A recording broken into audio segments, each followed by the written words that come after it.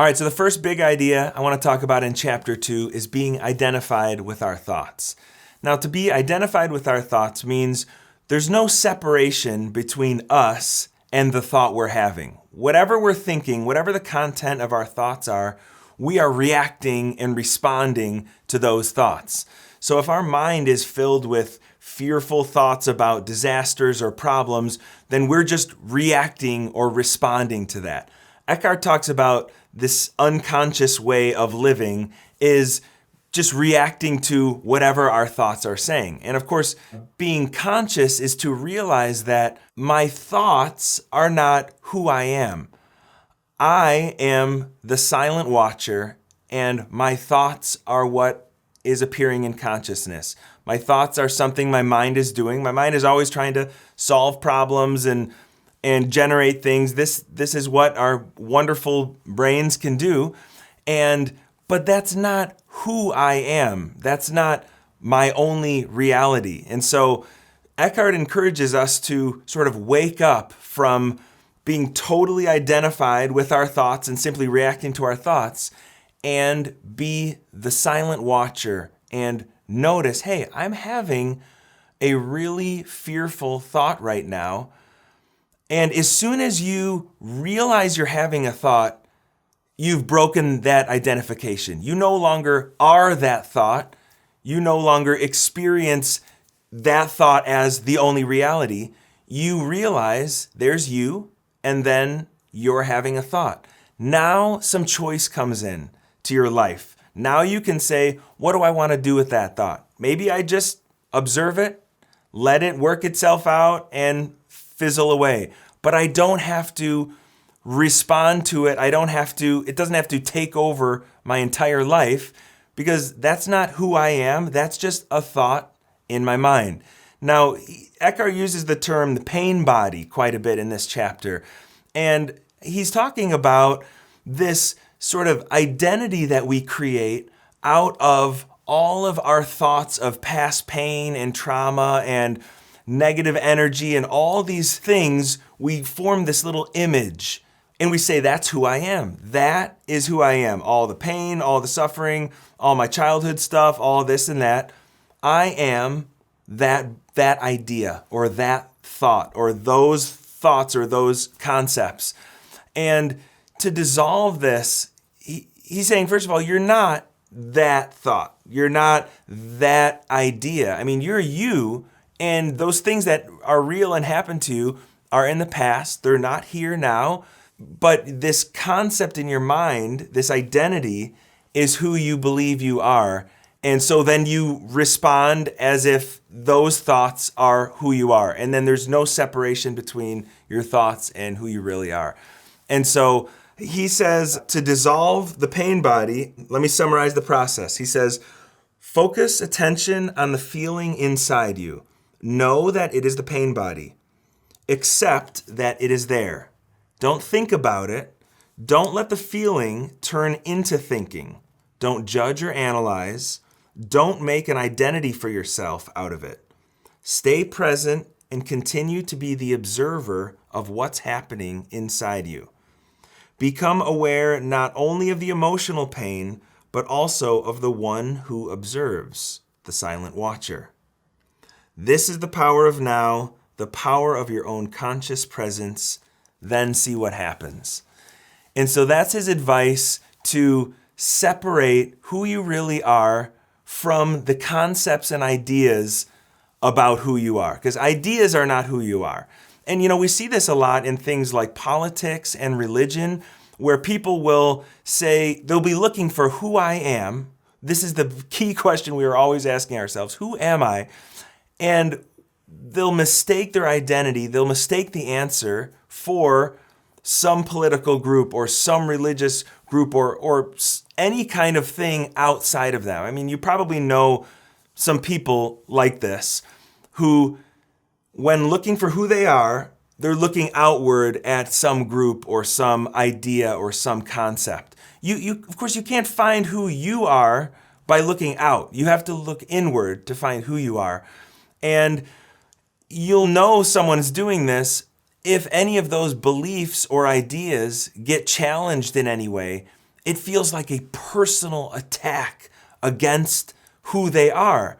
Even though you're not talking about them, but when you identify with a group outside of you, you believe that group is you. And if those ideas are challenged, you feel personally attacked.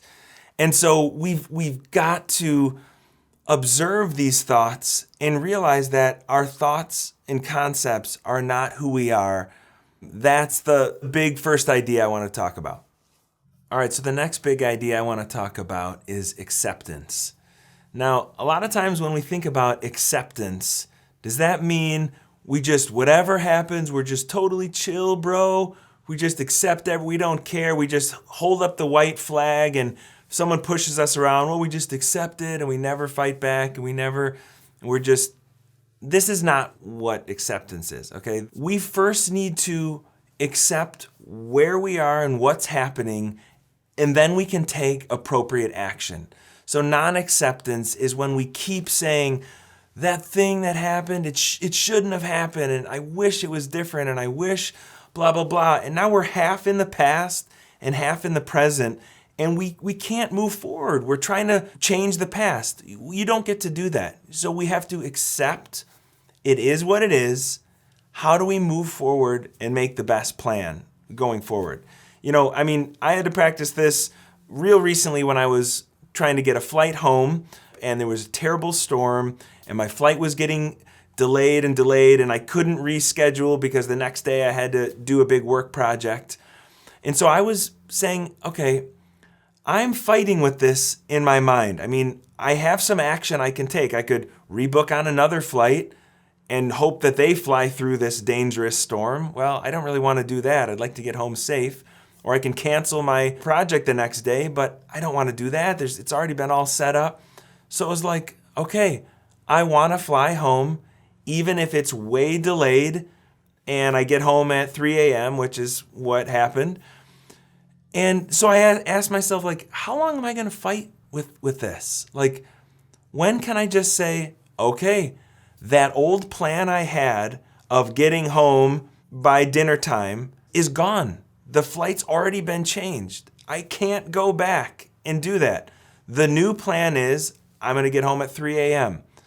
How long am I going to fight and resist this? And when am I just going to say, okay, I'm accepting it, and now I can move forward.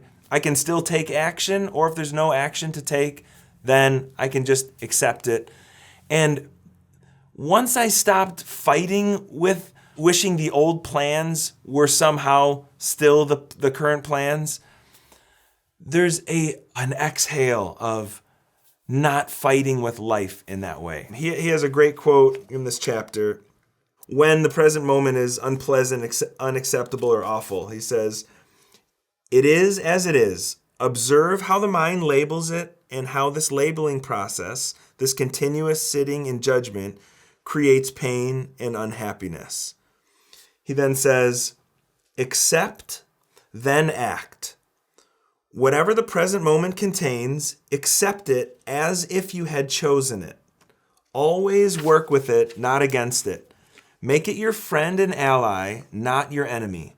This will miraculously transform your whole life." And yeah, he's not saying just be totally passive about everything. He's just saying you can't make a clear-minded decision on how to move forward if you're still holding on to some old thing that already happened that you can't change. You just say, okay, this is the reality of where we're at. Now, how do we come up with a good, healthy plan to move forward and let go of all that resistance? There's a great parable about resistance that I love, and it's called The Two Arrows. And it's a guy gets struck in the arm with an arrow, and super painful. And then he gets struck again in the same spot with a second arrow, and that's way more painful, 10 times or 100 times more painful. It hit it in the exact same spot. And the idea is the first arrow is the pain that we all experience as humans. There's inevitable pain you will experience. You will get sick. Your loved ones will die. You will die. These are absolute certainties in life. So that's the first arrow, is that pain. The second arrow is the arrow of non-acceptance or resistance. And that's when we say, I shouldn't have got hit by that first arrow, or this shouldn't happen to me, or this is so unfair, or we add all this psychological resistance to getting hit by that first arrow. And so they say the first arrow is guaranteed and the second arrow is optional. And, it's like, how quickly can we get to acceptance without all of the fighting, all of the mental frustrations that we tend to add to our life? We're adding that second arrow. That's our resistance to what already is. And Eckhart says that a vast majority of human suffering is that second arrow. It's non-acceptance. It's resistance to what already is. So how can we all practice accepting it is what it is and moving forward in a healthy way? I love what Eckhart says here. Always say yes to the present moment. What could be more futile, more insane than to create inner resistance to something that already is? What could be more insane than to oppose life itself, which is now and always now? Surrender to what is, say yes to life, and see how life suddenly starts working for you rather than against you. The final big idea I want to talk about in this chapter is the idea of ego, or egoic mind. Now, Eckhart talks a ton about this throughout the whole book, but in chapter 2 he talks about the incompleteness that we feel and how ego is involved with that. And the ego is always going to tell you that incompleteness that you feel, you need to fulfill that in some external thing at some other time other than now. Because, of course, to let go of the egoic mind, that is to be fully present in the present moment and not be trapped in your thinking. And so the egoic mind never wants you to be present, always tells you fulfillment is if you get that thing or if you get that success. You'll find happiness, not now, once you achieve X, Y, Z. That's where fulfillment is.